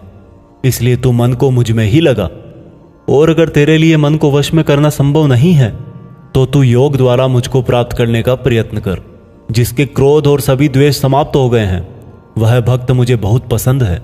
अगर तू मन को रोकने के अभ्यास में भी असफल है तो तू मेरे लिए ही कर्तव्य परायण हो जा और कर्म फल का त्याग कर दे। अभ्यास से ज्ञान श्रेष्ठ है, ज्ञान से मुझ परमेश्वर का ध्यान श्रेष्ठ है, और इस ध्यान से भी श्रेष्ठ है सभी कर्मों के फल का त्याग करना, जिससे तुरंत ही शांति मिलती है। जो व्यक्ति हर तरह के सुख दुख, शस्त्र और मित्र भाव, लाभ हानि, मोह और इच्छा, हर तरह के मौसम से मुक्त है और सभी प्राणियों को बराबर देखता है, और जो अपने मन और इंद्रियों को पूरी इच्छा शक्ति से वश में किए है, वही परमानंद के लिए श्रेष्ठ है। जो निंदा और प्रशंसा को एक समान समझता है, जो किसी भी स्थान पर किसी भी भोजन के साथ रह सकता है, वह भक्त मुझे श्रेष्ठ लगता है। और उनमें भी जो निष्काम भाव से अपना कर्म और मेरी सेवा करते हैं, वह मुझे अति प्रिय है। दोस्तों इस चैप्टर में बताया गया है कि आपको अपने खुद के पुराने अनुभवों से सीखना चाहिए। एक स्टूडेंट को या एक उस इंसान को जो अपनी लाइफ में कुछ बड़ा करना चाहता है, उसको कम खाना चाहिए और हर तरह के इमोशन में सिर्फ यह सोचना चाहिए कि खुद का सपना कैसे पूरा करूं। यह भागवत गीता सार आप YouTube के जीत फिक्स चैनल पर सुन रहे हैं। भागवत गीता अध्याय 13 क्षेत्र क्षेत्रज्ञ विभाग योग। भागवत गीता के 13वें चैप्टर में हम जानेंगे कि किस तरह से हमारे एक्शन से रिजल्ट पैदा होता है। श्री कृष्ण ने कहा कि यह शरीर एक क्षेत्र की तरह है, और जो इसको जानता है उसको क्षेत्रज्ञ कहते हैं। क्षेत्र मतलब खेत। जिस तरह से खेत में जैसा बीज डालते हैं, वह उसी प्रकार का सही समय आने पर फल देता है। उसी तरह जीवन में भी जिस तरह का कर्म फल का बीज मनुष्य डालता है, वही बीज समय आने पर उसी प्रकार का फल देता है। इसीलिए इस शरीर को क्षेत्र कहा गया है। यह क्षेत्र और क्षेत्रज्ञ का ज्ञान बहुत विद्वानों द्वारा बहुत तरीके से कहा जाता है, और इस ज्ञान में 5 महाभूत यानी कि पृथ्वी, अग्नि, जल, वायु, आकाश को मिलाकर मन, बुद्धि, अहंकार और सभी इंद्रियां भी शामिल है। इसके साथ साथ इसमें सुख दुख, चेतना, शरीर, धैर्य और विकार भी सम्मिलित है। अब परम ब्रह्म को प्राप्त कराने वाला ज्ञान क्या है, यह मैं तुझे बताऊंगा। मनुष्य में कोई भी खूबी होने पर उसमें किसी तरह का घमंड नहीं होना चाहिए। किसी भी प्राणी को सताना नहीं चाहिए। दूसरों के प्रति क्षमा भाव होना चाहिए। गुरु की सेवा की जानी चाहिए। मन और वाणी में सरलता होनी चाहिए। मन और समस्त इंद्रियों पर पूरा वश होना चाहिए। किसी भी तरह के भाव में नहीं बहना चाहिए। संतान, जीवन साथी, घर और धन में मोह नहीं होना चाहिए। अच्छे और बुरे में भी मन और बुद्धि की स्थिरता होनी चाहिए। वासना वाले लोगों से दूरी होनी चाहिए। एकांतवास में मन का शुद्धिकरण करना चाहिए। मुझ परमेश्वर में पूरी तरह से समर्पण और ध्यान मग्न रहना चाहिए। हे अर्जुन, अब मैं तुझे परम ब्रह्म के बारे में कहूंगा। वो सर्वव्यापी है। वह सब इंद्रियों के साथ भी इंद्रियों के बिना है, और वह निर्गुण होकर भी सभी गुणों के साथ है। वह सभी सजीवों और निर्जीवों में है। वह दूर भी है और पास में भी, लेकिन फिर भी जानने में नहीं आता। वह ब्रह्मा की तरह जीवन उत्पन्न करता है, विष्णु की तरह पालन करता है, और शंकर की तरह विनाश भी करता है। वह अलग अलग कालों में होते हुए भी एक जैसा लगता है, और एक ही काल में भी अलग अलग तरह का होता है। वह माया का भी महामाया है, परम ब्रह्मों से भी परम है, और सब प्राणियों के साथ उनके हृदय में निवास करता है। परंतु इसके बाद भी यह जानने के योग्य है, हे अर्जुन, इस प्रकृति और पुरुष का भी कोई आरंभ नहीं है, क्योंकि प्रेम और घृणा और तीनों तरह के गुण अर्थात सत, रज और तम भी प्रकृति से ही आते हैं। कार्य और कार्यों को करने वाली इंद्रियां भी प्रकृति से ही उत्पन्न होती है। प्रकृति से जन्मा मनुष्य प्रकृति के ही गुणों को भोगता है और इन्हीं गुणों के भोग के अनुसार ही उसका जन्म और मरण तय होता है। इस तरह से जो भी मनुष्य इस पुरुष और प्रकृति के ज्ञान को जानता है वह कर्म करता हुआ भी मुझे प्राप्त होता है और मुझ परमात्मा को हर मनुष्य अपने अलग अलग तरीके से पाता है। किंतु जो मंद बुद्धि होते हैं वह तो इस ज्ञान को सुनकर और मेरी प्रकृति जानकर ही मृत्यु लोक से मुक्त हो जाते हैं। जो मनुष्य सभी कर्मों को प्रकृति से ही होने वाला मानता है वह अपनी आत्मा को अकर्ता समझकर इस भवसागर से पार हो जाता है। हे अर्जुन, जिस तरह से आसमान का पदार्थ काफी पतला होता है और इसीलिए वो दूषित नहीं होता, उसी प्रकार से यह आत्मा शरीर में सूक्ष्मता से रहती है जिससे ये कभी दूषित नहीं होती। इस प्रकार से प्रकृति, पुरुष और चेतना के ज्ञान से तू भी मुझ परम ब्रह्म को प्राप्त हो जा। दोस्तों, इस चैप्टर में यह बहुत ही बारीकी से बताया गया है कि किस तरह से हमारे ही कामों से हमें तकलीफ या खुशी मिलती है। मान लीजिए हमारा शरीर खेत की तरह है और हम हैं इसके किसान। अब हम जो भी इस खेत में बोएंगे फल भी उसी बीज के अनुसार हमें भविष्य में जाकर मिलता है। इसलिए यह हमारे आज के एक्शंस पर ही डिपेंड करता है कि हमें फ्यूचर में क्या मिलने वाला है। भागवत गीता अध्याय 14 प्रकृति के 3 गुण। दोस्तों, भागवत गीता के 14वें चैप्टर में हम जानेंगे कि किस तरह से हमारा स्वभाव और यह संसार 3 गुणों में बटा हुआ है। श्री कृष्ण बोले, हे अर्जुन, अब मैं तुझे संसार के उन 3 गुणों के बारे में बताऊंगा जो आत्मा को शरीर के मोह से बांधते हैं और जिन्हें जानकर कोई भी मनुष्य मुझे पा सकता है। यह तीनों गुण है सत्वगुण, रजोगुण और तमोगुण। सत्वगुण इन सभी गुणों में श्रेष्ठ है और यह ज्ञान और सुख से जोड़ता है। रजोगुण कामना और आसक्ति से उत्पन्न होता है जो कि कर्म और उसके फल में बांधता है। तमोगुण मनुष्य को भोग विलास, आलस्य और निद्रा में बांधता है। हे अर्जुन, सत्वगुण सुख देता है, रजोगुण कर्म करवाता है और तमोगुण मनुष्य को उसके स्थान से भी बहुत नीचे गिरा देता है। किन्हीं भी 2 गुणों को वश में करने से तीसरे गुण की प्राप्ति होती है। जिस पल मन में शांति और ज्ञान बढ़ा हुआ लगे उस समय यह मानना चाहिए कि सत्वगुण बढ़ रहा है। जिस पल मन में लालच और स्वार्थ का आभास हो उस समय रजोगुण बढ़ता है। जिस समय मन में अंधकार, विषयों में आसक्ति, आलस्य और निद्रा हो उस समय मनुष्य में तमोगुण होता है। सत्वगुण में मरने वाला मनुष्य परमात्मा को प्राप्त होता है। रजोगुण वाला मनुष्य फिर से जन्म लेकर मनुष्य बनता है और तमोगुण वाला प्राणी अगले जन्म में कीट पतंग बनता है। सात्विक कर्म का परिणाम है सुख, राजस कर्म का परिणाम है दुख और तामस कर्म का परिणाम अज्ञान होता है। जो व्यक्ति इस बात को जानता है कि यह 3 गुण ही उससे सब काम करवाते हैं, तब वह अपने कर्तापन से और इस संसार से मुक्त हो जाता है और इस तरह से सोने, पत्थर और मिट्टी को एक जैसा समझने वाला मनुष्य परम ब्रह्म अर्थात मुझे प्राप्त हो जाता है। दोस्तों, यह 3 प्रकार सात्विक, राजस और तामस हमारी डेली लाइफ में बहुत यूजफुल हैं। अगर आप मेहनत करके कुछ उम्मीद नहीं करोगे तो आप हमेशा खुश रहोगे। अगर आप किसी अच्छे रिजल्ट की कामना करके मेहनत कर रहे हो तो कोई गारंटी नहीं कि खुशी होगी या दुख होगा। अगर आपने किसी का नुकसान करने के लिए कर्म किया है तो यह निश्चित है कि किसी न किसी समय आपको ही दुख मिलेगा। भागवत गीता अध्याय 15 पुरुषोत्तम योग। दोस्तों, गीता के 15वें चैप्टर में बताया गया है कि किस प्रकार से यह दुनिया एक इल्यूजन है और कैसे हम इसमें उलझकर रह जाते हैं। श्री कृष्ण बोले कि यह संसार बरगद के एक उल्टे पेड़ की तरह है जिसकी जड़ें ऊपर है और डालियां, पत्ते नीचे की तरफ। पत्तियां वेदों को दिखाती हैं और डालियों के अंत में फल कार्य फल के जैसा है। इस पेड़ की जितनी भी शाखाएं हैं वो 3 तरह के गुण यानी कि सत्व, रज और तम से ही बनी है। इसकी जड़ों में स्वयं परमात्मा विराजमान है। इस पेड़ की शाखाओं के अंत में नई कोंपले मनुष्य की इच्छाओं को दिखाती है। यह पेड़ हर दिशा में इस तरह से बढ़ा रहता है कि ज्ञान के अभाव में मनुष्य इसमें उलझकर ही रह जाता है और जो इस पेड़ के रहस्य को जान लेता है वह परम ब्रह्म को प्राप्त हो जाता है। इसलिए इस माया वाले जीवन रूपी बरगद के पेड़ को ज्ञान की कुल्हाड़ी से काटकर उचित योग का पालन करके उस परम ब्रह्म को ढूंढना चाहिए और जिसका मान, मोह, सम्मान, अपमान सभी नष्ट हो गए हैं और बुद्धि स्थिर हो गई है, वह पुरुष इससे मुक्ति पा सकता है। और मुक्ति पाकर जिस परम पद को वे पुरुष प्राप्त होते हैं उसको कोई भी सूरज रोशन नहीं कर सकता, क्योंकि वह मेरा परम धाम है।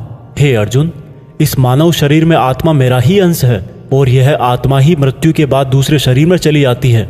यह शरीर कान, आंख, त्वचा, जीभ, नाक और मन से ही इन इंद्रियों का और वासनाओं का सेवन करता है, और यह केवल ज्ञानी जन ही जानते हैं। इस संसार में शरीर नाशवान है और आत्मा अविनाशी है, और इन सब में सबसे श्रेष्ठ है परमात्मा, जो कि सब लोगों का पालन पोषण करता है।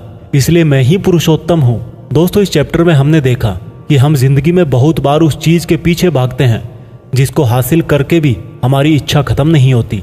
हम जितनी इच्छाएं पूरी करते हैं उतनी ही और बढ़ जाती है। इसलिए उस इंसान को जिसको लाइफ में कुछ बड़ा करना है, उसको अपने डिटर्मिनेशन से उन इच्छाओं के जाल को काट देना है। तभी वह इस इल्यूजन वाले ट्री से परमात्मा को, यानी कि आपकी पर्सनल लाइफ के केस में सक्सेस को ढूंढ पाएगा।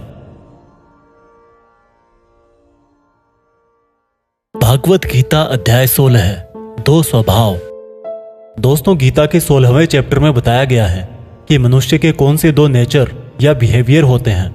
श्री कृष्ण बोले, हे अर्जुन, इस संसार में 2 तरह के स्वभाव हैं, देवीय स्वभाव और असुरी स्वभाव, यानी कि देवता के समान और राक्षस के समान। पहले मैं तुझे देवीय स्वभाव के बारे में बताऊंगा। कभी भय ना करना, अपने मन को शुद्ध रखना, हमेशा परमात्मा को ही याद करना, इंद्रियों को वश में रखना, धर्म ग्रंथों का पाठ करना, किसी भी जीव को कष्ट नहीं देना, हर तरह के भाव में सम रहना, हर जीवात्मा को बराबर समझना, कभी क्रोध और मोह ना करना, क्षमा करना, धैर्य रखना, और यहाँ तक कि अपने ही गुणों का भी अभिमान नहीं करना देवीय स्वभाव है। अब मैं तुझे असुरी स्वभाव बताऊंगा। घमंड, क्रोध, सांसारिक आसक्ति, नफरत, अज्ञान, वासनाएं, आशाएं करना और शरीर को इंद्रियों के वश में रखना असुरी स्वभाव है। असुरी स्वभाव वाले ना तो सम्मान से बात करते हैं और ना ही सत्य बोलते हैं। बुरे कर्मों से जिनका स्वभाव पूरी तरह से नष्ट होकर बुद्धि मंद हो चुकी है और जो इस संसार में सिर्फ नाश का कारण ही बनते हैं, इन व्यक्तियों की इच्छाएं कभी पूरी नहीं होती। उन व्यक्तियों का सुख सिर्फ इंद्रियों के सुख तक ही सीमित है। वह हमेशा और अधिक वस्तुएं प्राप्त करने में ही लगे रहते हैं। वह हर काम को करने वाला खुद को ही मानते हैं। वे सिर्फ दिखावे के लिए ही धर्म और दान करते हैं। देवीय स्वभाव से मुक्ति होती है, जबकि असुरी स्वभाव से बंधन उत्पन्न होता है। असुरी स्वभाव वालों को तो मैं बार बार असुरों में ही जन्म देता हूँ। इस तरह से असुरी हमेशा नीचे गिरते रहते हैं। हे अर्जुन, काम, क्रोध और लोभ ही नरक के 3 द्वार हैं। इसलिए इनको जितना जल्दी हो छोड़ देना चाहिए। जो भी मनुष्य इन तीनों नरक के द्वारों को छोड़ देता है, वह तो फिर मेरे ही आश्रय में आता है। इसलिए हे अर्जुन, तू शास्त्रों सहित इस देवीय स्वभाव को प्राप्त करके आगे बढ़ता जा। दोस्तों, इस चैप्टर का मीनिंग तो आपको आसानी से समझ में आ ही गया होगा। आखिर में जो 3 नेगेटिव फैक्टर्स बताए गए हैं, वासनाएं, गुस्सा और लोभ, यह सबसे बड़े दुश्मन है। इनसे जरा बच के रहना। भागवत गीता अध्याय 17, श्रद्धा के रूप। दोस्तों, गीता के 17वें अध्याय में आप जानेंगे कि कर्मों को, भोजन को, यज्ञ को, तप को, ज्ञान वगैरह को कौन से 3 भागों में बांटा गया है। अर्जुन बोले, हे कृष्ण, जो मनुष्य शास्त्रों को छोड़कर देवों की पूजा करते हैं, वो क्या है, सात्विक, राजस या तामस? कृष्ण बोले, हे अर्जुन, जो व्यक्ति देवों को पूजते समय जिस तरह का विचार रखते हैं, वे उसके हिसाब से ही सात्विक, राजस या तामस बनते हैं। सात्विक लोग देवताओं को पूजते हैं, राजस यक्ष और राक्षसों को, और तामस प्रेतों को। जो मनुष्य शास्त्रों से दूर रह के भी मन से कठिन निर्णय लेता है और कर्म करता है और कर्म को ही तप मान करके करता है, वह भी इस संसार से मुक्त है। जिस तरह से भोजन भी सात्विक, राजस और तामस होता है, उसी तरह से यज्ञ, तप और दान भी 3-3 प्रकार के होते हैं। फलों से किया गया भोजन सात्विक होता है। राजस भोजन स्वाद में तीखे, जैसे कि मीठे, खट्टे, बहुत गर्म आदि होते हैं, और तामस भोजन में जैसे दुर्गंध वाले, बिना रस के, अधपके, अपवित्र आदि हैं। इस तरह यज्ञों में शास्त्र विधि से नियत और फल की इच्छा रहित किया गया यज्ञ सात्विक है। केवल फल प्राप्ति को ध्यान में रखकर किया गया यज्ञ राजस यज्ञ है। शास्त्रों के विरुद्ध, दान रहित और श्रद्धा रहित किया गया यज्ञ तामस यज्ञ है। इसी तरह से तपों में ऐसा तप जो फलों की इच्छा से रहित हो, सात्विक तप कहलाता है। किसी वस्तु की प्राप्ति के लिए किया गया यज्ञ राजस तप कहलाता है, और किसी की हानि करने के लिए किया गया तप तामस तप कहलाता है। इस प्रकार से दान में बिना खुद को श्रेय दिए जिसको जो आवश्यकता हो वह दान कर दिया जाए और यह समझा जाए कि दान ही कर्तव्य है, वह दान सात्विक दान कहलाता है। जैसे कि भूखे को खाना खिलाना, वस्त्रहीन को वस्त्र पहनाना, अकाल क्षेत्र में अन्न दान करना। जो दान उसके फलों को दृष्टि में रखकर खुद का मान बढ़ाने के लिए, स्वर्ग की प्राप्ति के लिए और दान के बदले में वापस प्रत्युपकार की चाह में दिया गया हो, वह राजस दान कहलाता है। जो दान बिना सम्मान के किसी को अपमान करके बलपूर्वक दिया जाता है या किसी अयोग्य को दिया जाता है तो उसको तामस दान कहते हैं। श्रद्धा सहित, फल की इच्छा रहित और जगत कल्याण के लिए किया गया दान, यज्ञ और तप मनुष्य को इस संसारी माया से मुक्त करके मुझ में विलीन करता है। दोस्तों, इस चैप्टर में आपने सुना कि हर कर्म के 3 प्रकार होते हैं और इन कर्मों को करते टाइम आपके मन में जैसी भावना या जैसा मकसद होता है उसी तरह से आपको फल मिलता है। और ये तीनों प्रकार हैं सत, रज और तम। सत सबसे अच्छा माना गया है, तम सबसे गिरा हुआ माना गया है। सत का मतलब है आप जो भी काम करें, मेहनत करें, उसमें एकदम इमोशनली स्टेबल होकर, बिना उस काम के रिजल्ट के बारे में सोचे, बिना उस काम को करने का क्रेडिट लिए, खुद के मन की शुद्धता और संसार का कल्याण करने के लिए करें। लेकिन आज के टाइम में हम अपने गोल्स के लिए काम करते हैं जिनमें हमें मेहनत के लास्ट में रिजल्ट चाहिए होता है। भगवान कृष्ण ने कहा है कि हमारे दुखों का और काम बिगड़ने का यही मेन रीजन है कि हम उसके रिजल्ट के बारे में सोच सोच कर परेशान रहते हैं। इसलिए दोस्तों, आप भी सत्य के इस रास्ते पर रहने की कोशिश करें। भागवत गीता अध्याय 18 उपसंहार। दोस्तों, गीता के 18वें और आखिरी चैप्टर में हम जानेंगे कि क्या त्याग और संन्यास एक ही है। इस पूरे गीता ग्रंथ का निचोड़ भी आपको इसी चैप्टर में मिल जाएगा, इसलिए आपको इस चैप्टर को लास्ट तक ध्यान से सुनना चाहिए। अर्जुन बोले, हे कृष्ण, मैं त्याग और संन्यास के बारे में जानना चाहता हूं। श्री कृष्ण ने उत्तर दिया कि अर्जुन, इस संसार में कुछ लोग कर्मों के फलों को छोड़ने को त्याग कहते हैं और अगर कर्मों को ही त्याग दे तो उसको संन्यास कहते हैं। कुछ लोग सभी कर्मों को दोष भरे और सभी दुखों का कारण मानकर उनका त्याग करने के लिए बोलते हैं, और कुछ लोग बोलते हैं कि यज्ञ, तप और दान वाले कर्म कभी भी नहीं त्यागने चाहिए। इसलिए अर्जुन, अब तू मेरे से त्याग और संन्यास को अच्छी तरह से समझ। इन दोनों में से मैं त्याग को पहले बताऊंगा, क्योंकि यह त्याग भी 3 तरह का होता है, सात्विक, राजस और तामस। यज्ञ, तप और दान ये तीनों त्याग के योग्य नहीं, बल्कि फल की इच्छा के बिना किया गया यज्ञ, तप और दान यही सात्विक त्याग कहे जाते हैं। मतलब जो शास्त्रों में दिया गया कर्म और धर्म जिसमें फल और आसक्ति ना हो, उसको सात्विक त्याग कहा जाता है। कोई मनुष्य अगर सभी कर्मों को यह समझकर त्याग दे कि यह कर्म ही दुखों का कारण है, तो यह त्याग राजस त्याग कहलाता है। किसी अन्य मोह के कारण अगर किसी कर्म का त्याग कर दिया जाए तो त्याग को तामस त्याग कहते हैं। जो व्यक्ति किसी भी काम से ना तो प्रेम करता है और ना ही नफरत करता है, ऐसा बुद्धिमान व्यक्ति ही सच्चा त्यागी है। मनुष्य शरीर कितना भी प्रयास कर ले, लेकिन वो फिर भी पूरी तरह से कर्म को नहीं छोड़ सकता, जैसे कि सांस लेना। इसलिए कर्मों के फलों को छोड़ देना ही सच्चा त्याग होता है। जो लोग कर्म फलों का त्याग इस संसार में नहीं करते हैं, उनके कर्म फल मृत्यु के बाद भी उनका पीछा नहीं छोड़ते हैं। हे अर्जुन, मनुष्य मन, वाणी और शरीर से जो भी अच्छा या बुरा काम करता है वह 5 तरह से होता है। करने वाले के द्वारा, उसके शरीर के द्वारा, उसकी ज्ञानेंद्रियों के द्वारा, उसकी कर्मेंद्रियों के द्वारा या फिर उसके पूजनीय देवताओं के द्वारा। ज्ञाता, ज्ञान और ज्ञेय ये 3 प्रकार की कर्म प्रेरणा है। कर्ता, कारण और क्रिया ये 3 तरह के कर्म संग्रह है। अर्जुन, ज्ञान, कर्ता और कर्म ये तीनों भी 3 तरह के हैं। जिस ज्ञान में परमात्मा को अमर और अनंत माना जाता है वह ज्ञान सात्विक है। जिस ज्ञान में परमात्मा को अलग अलग समयों में अलग अलग नामों से जाना जाता है वह राजस ज्ञान है।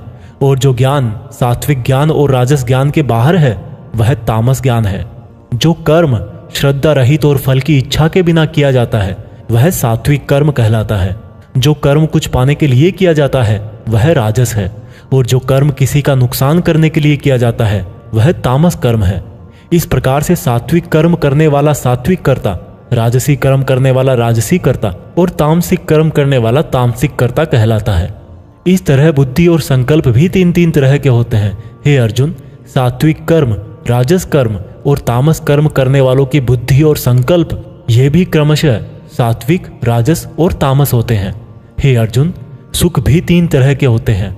बिना किसी कर्म फल के परम ब्रह्म में ध्यान लगाकर मिलने वाला सुख सात्विक सुख होता है। बल, बुद्धि, शक्ति, राज्य इत्यादि की प्राप्ति राजस सुख है। नींद, आलस्य और वासना इत्यादि तामस सुख है। इस पूरे ब्रह्मांड में इन तीनों प्रकार के अलावा और कुछ भी नहीं है। हे अर्जुन, ब्राह्मण, क्षत्रिय, वैश्य और शूद्र, इन चारों के कर्म इनके गुणों के आधार पर बांटे गए हैं। अपनी मन और इंद्रियों को वश में रखना, सभी प्राणियों का भला करना, धर्म का पालन करना, बिना कर्ता भाव के कर्म करना, परमात्मा में ध्यान लगाना, ये सब गुण जिसमें होते हैं उसको ब्राह्मण कहना चाहिए। बल, बुद्धि, दान, वीरता, शासन, ये सब क्षत्रिय के कर्म है। खेती, व्यापार इत्यादि वैश्य का काम है तथा इन सब वर्णों की सेवा करना शूद्र का कर्म है। हे अर्जुन, दूसरों के धर्म और कर्म से तो अच्छा है भले ही कम गुणों वाला हो, लेकिन अपना ही कर्म और धर्म निभाएं, और ऐसा करना ही मोक्ष के द्वार खोलता है। मानव कर्मों में कुछ ना कुछ कमियां तो रहती ही है, फिर भी उसको खुद का कर्म नहीं छोड़ना चाहिए। जिस तरीके से कोई व्यक्ति भगवान को पा सकता है वह अब मैं तुझसे सारांश में कहूंगा। हमेशा और हल्का भोजन करने वाला, हमेशा और हल्का भोजन करने वाला, अपने देश का धर्म निभाने वाला, इच्छाओं का त्याग करके एकांत में ज्ञान का अध्ययन करने वाला, मन, वाणी, शरीर को वश में रखने वाला, लाभ हानि, सजीव निर्जीव, मित्र शत्रु, इन सब को बराबर समझने वाला, घमंड, बल, मोह रहित और शांति सहित भगवान से अनंत भक्ति प्रेम करने वाला सदा के लिए मेरे पास आ जाता है। इस तरह का ब्रह्म योगी ना तो कोई आशा करता है, ना ही स्वयं को या दूसरों को दोष देता है, और ना ही दुख और सुख में विचलित होता है। इस तरह का परम योगी सब कर्म करता हुआ भी स्वयं को कर्ता ना समझकर मुझ परमात्मा को ही कर्म करने वाला समझता है।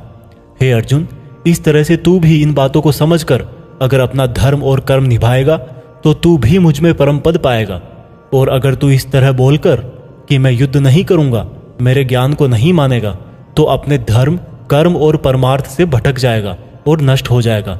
हे अर्जुन, तेरे अंदर भी मैं ही हूं, इसलिए तू सब मोह छोड़कर और इस माया से बाहर निकलकर अपना कर्म और धर्म युद्ध कर। इसी से तू मुझ भगवान के धाम में ऊंचा स्थान प्राप्त करेगा। अर्जुन, मैंने पूरे रहस्यमयी और गोपनीय ज्ञान तुझे अच्छी तरह से बता दिए हैं, फिर भी तू अब जो समझकर करना चाहे वैसा करना। लेकिन अर्जुन, तू मुझे बहुत ही प्रिय है, इसलिए मेरा ही भक्त बन और मुझे ही सदा प्रणाम कर। मैं प्रतिज्ञा करता हूं कि ऐसा करने से तू मेरे ही पास आएगा। फिर भी यदि तुझे ऐसा लग रहा है कि तू पाप करने जा रहा है, तो जब तू मेरी ही शरण में आ जाएगा तो मैं तेरे पूरे पापों को माफ कर दूंगा। इसलिए तू दुखी मत हो। और अर्जुन, तू इस दिव्य ज्ञान को उस व्यक्ति से मत कहना जो इसको सुनना नहीं चाहता, या भक्ति और कर्म नहीं करना चाहता, या परमात्मा में दोष निकालता हो। परंतु तू जिस भी मेरे भक्त को मेरा प्रिय समझकर यह ज्ञान कहेगा, वह भक्त इस संसार में मेरा सबसे प्रिय भक्त होगा। इस गीता ज्ञान को समझना ही वास्तविक ज्ञान यज्ञ है, और इस ज्ञान यज्ञ से भी कोई भक्त मुझे प्राप्त कर सकता है। हे अर्जुन, अब मुझे यह बता, क्या तेरा अज्ञान मिट गया है? अर्जुन उठकर बोले, हे परम ब्रह्म श्री कृष्ण, मैंने आपका संपूर्ण ज्ञान अपनी बुद्धि में बिठा लिया है और अब मैं स्थिर हूं, और जैसा आपने मार्गदर्शन किया है मैं ठीक उसी प्रकार से अपने कर्तव्य और धर्म का पालन करूंगा। दोस्तों, चाहे कितनी भी मुश्किलें आए, जो इंसान खुद भगवान कृष्ण की इन बताई गई बातों को फॉलो करता है, उनको अपने जीवन में उतारता है, उसकी ना केवल पूरी प्रॉब्लम सोल्व हो जाती है, बल्कि उसे जीने का, अपने सपनों को हासिल करने का तरीका भी पता लग जाता है। कुछ लोग ये भी बोलते हैं कि गीता ज्ञान सिर्फ हिंदू धर्मों का ग्रंथ है, जबकि भगवान ने खुद कहा है कि व्यक्ति जाति और धर्म से नहीं, गुणों से ब्राह्मण होता है, और इस भागवत गीता पर सभी मनुष्यों का बराबर हक है। आज की ये दुनिया कर्म भूमि है। कर्म और मेहनत का सिद्धांत सबके लिए एक होता है। इसलिए आप सब लोग इस गीता ज्ञान को बार बार सुने, हर एज के पुरुष और महिलाओं को सुनाएं, ताकि आप अपनी कर्म स्थल के अर्जुन बनकर अपने जीवन का लक्ष्य हासिल कर सको। जय श्री कृष्णा। जय हिंद। वंदे मातरम।